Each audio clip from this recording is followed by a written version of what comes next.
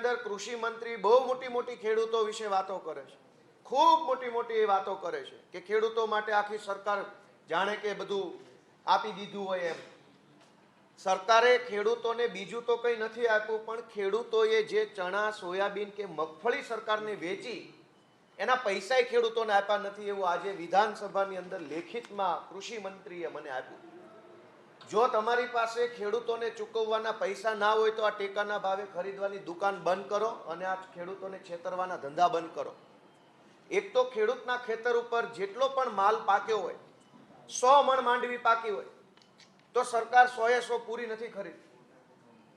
કોઈ ખેડૂતના ખેતરમાં 1000 મણ ચણા પાક્યા હોય તો સરકાર 1000 મણ ચણા નથી ખરીદતા, માત્ર 10 થી 20% હિસ્સો ખરીદે છે.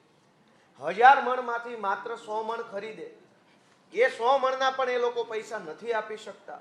એવું આજે ખુલ્લું નિષ્ફળતાનું એકરારનામું, નિષ્ફળતાનું કબૂલાત કૃષિ મંત્રીએ મને ગૃહમાં આપી.